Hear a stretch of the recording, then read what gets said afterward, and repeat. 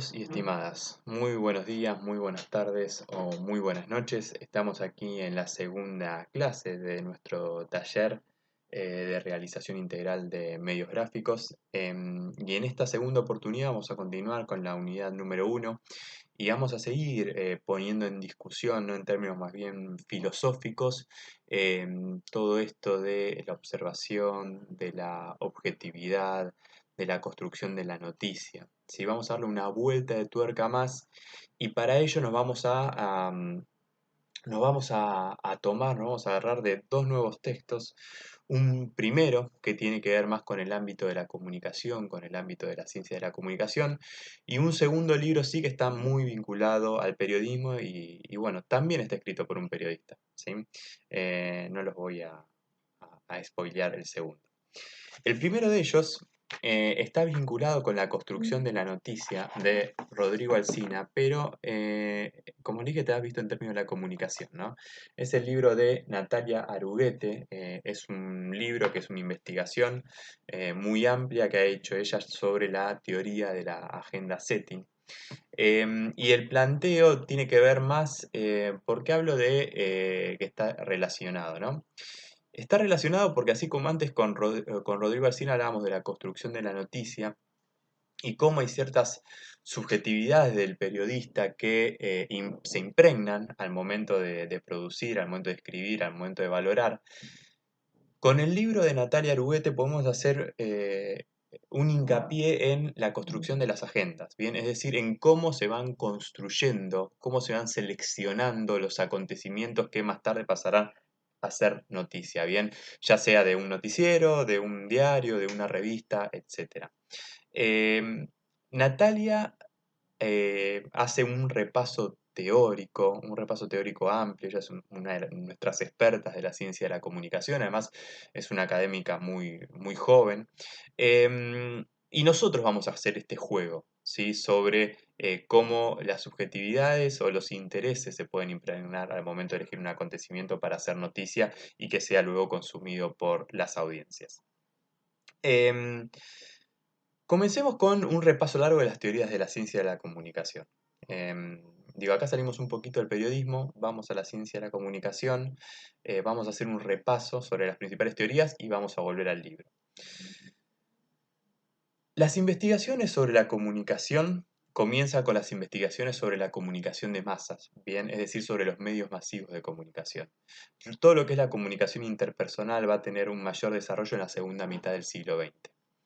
Las primeras investigaciones sobre la comunicación de masas van a surgir en la primera mitad, más o menos en la década del 20, la década del 30, y van a tener su origen en Estados Unidos. Más tarde, un segundo camino de investigaciones de comunicación de masas y cultura de masas se va a mover hacia Europa, ¿no? En lo que es la Escuela de Frankfurt y los Cultural Studies. Allí en Europa vas a tener autores como Adorno, como Horkheimer, como Stuart Hall, ¿bien? Nosotros ahora vamos a ubicarnos más en la primera mitad. En la primera mitad que tienen que ver con investigaciones de tipo funcionalistas y que se han conocido como la Mass Communication Research. Es decir, investigaciones, como le decía, surgidas en Estados Unidos, que tienen un fuerte enfoque empírico, bien no tanto filosófico teórico como las de Europa, pero además generan conocimiento que van a poner a disposición de las grandes empresas de comunicación, a disposición de los gobiernos, a disposición de las Fuerzas Armadas. Bien, recordemos que estamos en el marco de la Primera y de la Segunda Guerra Mundial. Dicho esto, vamos a comenzar con la primera de estas teorías, viéndolas rápidamente, que es la teoría de la aguja hipodérmica. Bien, una teoría propuesta por Lasswell, que era un sociólogo, politólogo, así que observando las propagandas durante la Primera Guerra Mundial, él sostiene que los medios manipulan. ¿Sí? ¿Qué hablamos de manipular? Con manipular nos referimos a que el mensaje llega, bien, y tiene un efecto omnipotente con todos los receptores. Bien, todos van a decodificar el mensaje del mismo modo. Bien, todos van a pensar del mismo modo. Em, vemos efectos uniformes, bien, en el marco de las sociedades de masas, bien, la sociedad de masas producto de la disgregación de las élites, de personas, de agregado de personas más o menos iguales, en las cuales no se prestaba atención al vínculo entre ellas. También de la mano de la teoría psicológica de la acción, es decir, el estímulo-respuesta. Y además estamos en un contexto, pensemos, de entreguerras, un contexto donde la propaganda tiene un poder muy fuerte, especialmente en países con dictaduras como la Alemania nazi, como la Italia fascista, como la Unión de Repúblicas Soviéticas, Socialistas Soviéticas, bajo el gobierno de Joseph Stalin. Bien, entonces tenemos una serie de gobiernos que hacen un uso muy fuerte de la propaganda, el nazismo es muy claro, el cine ruso con Einstein, bien, y películas como Octubre o El acorazado Potemkin. Tenemos acontecimientos como una invasión extraterrestre, una invasión de marcianos narrado por Orson Welles, bien, en la radio en Estados Unidos, y vemos que se da la gente que lo escucha en la radio lo cree y es una de las principales movilizaciones de la historia de Estados Unidos, bien, movilizaciones internas, gente que sale de sus casas, gente que se suicidó, ¿sí? Entonces tenemos una serie de factores que daban a pensar que los efectos de los medios podían ser omnipotentes. Sin embargo, esta teoría planteaba que los efectos eran omnipotentes y masivos, pero no hizo investigaciones al respecto. Cuando comienzan a hacerse investigaciones empíricas, bien, tenemos autores como Hovland, autores como Lazarfeld, como Merton, autores como de Flair, ¿sí? Todos estos autores van a ir tamizando la omnipotencia de los medios, bien, o también conocida como la teoría de la bala mágica. ¿Por qué van a ir tamizando? Porque, bueno, dicen, bueno, no es tan así, no es que se introyecta, ¿no? Por eso Aguja Hipodérmica se introyecta un mensaje en el cerebro de las personas y se las manipula, ¿no? Cuando nosotros hacemos investigaciones nos damos cuenta que los efectos tienen diferencias, ¿bien? Y esas diferencias dependen de las diferencias individuales de los individuos. Los individuos no se presentan con una desnudez psicológica a las noticias. Los individuos tienen sus ideas, tienen sus religiones, tienen sus ideologías, tienen sus experiencias, y a partir de eso actúa psicología interna es que reaccionan de diferentes modos a la misma noticia. Entonces tenemos una primera tanda de investigaciones que investigan más la parte psicológica, que va a plantear que, bueno, si se construye de modo adecuado un mensaje con la psicología de la persona, efectivamente va a tener un efecto importante. Pero en cambio, si el mensaje no está construido acorde a la psicología de esa persona, bueno, el efecto no va a ser tan potente. Bien, entre ellos hay algunas cositas para señalar, por ejemplo, la teoría que plantea la exposición selectiva. ¿Qué significa la exposición selectiva? Significa que uno tiende a exponerse a aquellos mensajes que le son más afines. Bien, entonces, digo, volcado a la Argentina, depende de las ideas de cada uno, elegirá un diario o elegirá otro. ¿Sí? Elegirá un programa de televisión de noticias o elegirá otro. Bien, ese es un planteo primario que se denomina exposición selectiva. Hay otros que tienen que ver con la percepción selectiva, y es que nosotros, al momento de decodificar, si un mensaje nos genera mucha atención, podemos decodificar eso de modo aberrante para que no tenga un conflicto con nuestra integridad, bien, con nuestro modo de pensar y ver al mundo. Otro estudio muy importante que da origen a los efectos limitados es una investigación denominada The People's Choice, y es una investigación que se plantea a 600 personas, bien, en un contexto de elecciones, y lo que descubren es la existencia de personas que se van a denominar líderes de opinión. No pensemos en líderes de opiniones como los grandes popes del periodismo argentino o internacional. Pensemos en líderes de opinión en esta teoría que tiene que ver con personas cercanas a nosotros, que están muy informadas de política, que consumen varios medios y que estas personas nos van a influenciar a nosotros al momento de elegir a quién votar.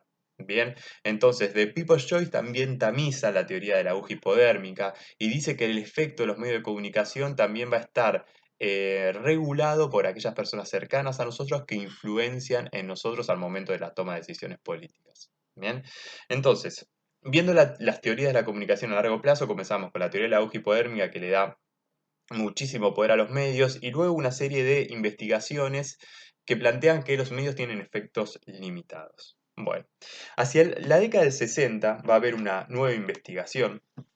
Bien, que es una investigación que va a dar lugar, bien, es una investigación que se hace en Chapel Hill, bien, esto es también en Estados Unidos, que va a dar lugar a la función de la agenda SETI, bien, la función de la agenda SETI. Entonces, a mí me gustaría comenzar a leer en la página 35 dos apartados de la investigación que destaca Natalia Aruguete, ¿sí? Porque me parece que es una muy buena introducción. La primera es de McCombs y yo, de la investigación, bien que dio nombre a esta teoría. Son los dos exponentes de esta teoría. Y ellos plantean, en este apartadito dice, al elegir y exponer las noticias, los editores, las salas de prensa y los sistemas de radiodifusión juegan una parte importante en dar forma a la realidad política. Fuerzan la atención hacia ciertos puntos, refuerzan la imagen pública de las figuras políticas y presentan objetos sugiriendo a los individuos sobre qué deben pensar, saber y emitir. Vamos con el segundo destacado. Ya este es de Lang y Lang, ¿no? De Kurt y Gladys, que son otros investigadores. Los más media, es decir, los medios masivos, centran la atención en ciertas cuestiones.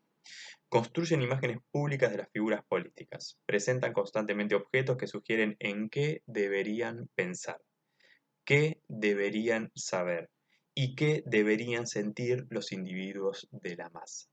Bien, entonces, con esta teoría de la función de la agenda setting, vamos a pasar de lo siguiente, ¿sí? Se va a comenzar a decir que los medios no nos dicen cómo pensar. Bien, el poder de los medios no está en plantearnos cómo tenemos que pensar, sino que el poder de los medios, el efecto de los medios está en sobre qué pensar. Bien, entonces vamos de vuelta. Los medios, el poder de los medios, el efecto de los medios no está en señalarnos cómo debemos pensar, sino que el poder está en sobre qué pensar.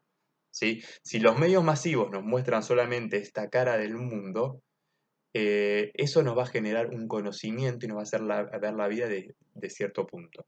¿Sí? Si nos muestran otra cara del mundo, vamos a pensar solamente hacia esa dirección y por allí va a estar el efecto. Bien, sigamos avanzando un poquito más antes de ir a la investigación en sí, que creo que la investigación, explicar la investigación es lo menos importante, lo más importante es esto. Una pregunta que se hacían McCombs y yo en su investigación. ¿La prensa solo transmite información? ¿Es solo una cinta de transmisión?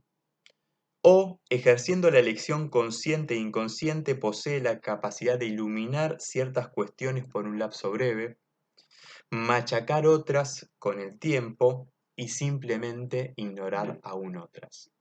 Bien, entonces ahí podemos encontrar tres funciones que tienen los medios masivos. Podríamos decir tres efectos que tienen los medios masivos. Por un lado, iluminarnos sobre ciertos temas que desconocemos. Por otro lado, repetir, machacar continuamente un acontecimiento, ¿sí? O finalmente ignorar por vaya a saber qué razón, ¿sí? Otros acontecimientos. Bien, entonces podemos decir que si nos informamos por un medio, bien, que nos muestra cosas que no sabíamos, vamos a conocer cosas nuevas. Bien, si nos repite todo el tiempo un mismo tema, es probable que tendamos a pensar todo el tiempo en ese tema. Y en cambio, si nos hace ignorar otros temas, es probable, si solamente escogemos ese canal de comunicación, es probable que ignoremos ciertos temas. Bien, y esta me parece que para nosotros como periodistas es una pregunta muy importante para hacernos. En primer lugar, para pensar nuestra dieta comunicacional, nuestra dieta informativa, bien pensar cómo nos informamos, pero asimismo pensar cuál es la dieta informativa que queremos acercar a nuestras audiencias en carácter de periodistas. Entonces, sigamos leyendo un poquito más. Inicialmente, el establecimiento de la agenda fue estudiado en el contexto tradicional de la comunicación de masas y el comportamiento del votante. Bien, como le dije, muchas investigaciones tenían que ver con contexto de campañas, con contexto de entreguerras, etc. Su nombre metafórico aludía a la capacidad de los medios de transferir la relevancia de un objeto desde su agenda hacia el público. Bien, entonces esta investigación lo que va a terminar comprobando es cómo la importancia que un medio le da a un acontecimiento se transforma en lo importante para sus audiencias. Leamos que plantea McCombs en un estudio posterior que escribe solo, no lo escribe ya con yo, que era el coautor. A través de su práctica diaria de estructuración de la realidad social y política, los medios informativos influyen en la agenda de los asuntos sociales, alrededor de los cuales se organizan las campañas políticas y las decisiones de los votantes. Bien, esto es muy interesante también porque también nos hace un camino sobre cuáles pueden ser los efectos de los medios masivos. A ver, pasamos de investigaciones que creían que los efectos de los medios eran en el corto plazo, pero ahora, a partir de esta investigación, vamos a pensar que los efectos de los medios son en el largo plazo. Bien, el efecto no es porque un día agarremos el diario y leamos. El efecto va a ser si durante 1 año, 2 años, 5 años, 10 años, bien, nos informamos a través de la agenda de noticias de determinado medio. Bien, porque vamos a prestarle cierta atención a cosas que son las mismas que nos proponen estos medios masivos. Entonces, sigamos leyendo. El nuevo paradigma entendió que el contenido informativo tenía consecuencias de largo plazo sobre los conocimientos al influir en la forma en que el destinatario organiza su imagen del ambiente. Bien, voy a seguir leyendo un poquito más. Los medios, aun cuando los medios tuvieran un alcance limitado sobre la actitud de las personas, parecen generar un significativo efecto acumulativo. Bien, un efecto acumulativo sobre las percepciones, especialmente en el caso de un repertorio de cuestiones sobre las que los votantes pudieran hacerse algún tipo de idea. Bien, entonces llegamos a esta investigación que se va a realizar en 1968 en Chapel Hill, en el marco de la elección entre Richard Nixon y Hubert Humphrey. Em, en esta investigación, lo que van a investigar a 100 personas, bien, a lo largo de la campaña, 100 personas que no tenían decidido su voto, ¿no? ¿Por qué? Porque cuando ustedes saben que Estados Unidos es un sistema bipartidista, ¿no? Entonces, ¿qué es lo que planteaban los investigadores? Bueno, las personas que no tienen decidido su voto son más proclives a cambiarlo, a cambiar sus votos o tender hacia no estar tan parcializados al menos. Entonces, esta investigación lo que hizo fue, por un lado, evaluar las noticias más importantes en la televisión, las noticias más importantes en los diarios, las noticias más importantes en las revistas, y luego preguntarle a estas 100 personas cuáles eran los principales temas y clasificarlos del 1 al 10 en importancia. Y lo que señaló esta investigación, lo que descubrió es que efectivamente la importancia que los medios le daban a ciertos temas, es decir, a ciertas agendas, se replicaba en la importancia que le daban estos receptores en calidad de audiencia, pero también en calidad de futuros votantes, bien, porque fue en el marco de una campaña electoral. Entonces, em, lo que se encuentra es que los medios son un puente entre el mundo exterior y nuestras imágenes mentales. Los asuntos destacados en la agenda de los medios con el tiempo se instalaban como cuestiones importantes para el público. Bien, los medios serían un puente y lo que destacan se va a terminar transformando en lo importante para el público que en un contexto de campaña electoral más tarde va a ir a votar, ¿sí? Y termino con esta oración, que es en la página 43, que nos sirve a nosotros como un resumen. La experiencia de Chapel Hill reinstaló la creencia de que los medios son capaces de influir en la opinión pública, al destacar ciertas cuestiones y amortiguar o ignorar otras. No ya como pistas explícitas, sino como una función creadora de agenda. Impacta en el marco de referencia a los votantes en cuanto a su visión de la política. Bien, entonces bueno, de este modo vimos el primer capítulo, ustedes lean lo completo, el poder de la agenda de Natalia Aruguete y pensar la función de la agenda setting de los medios masivos. Bien, vamos a hacer un corte en este video y en el próximo video vamos a ver a Pascual Serrano bien y su crítica a la neutralidad.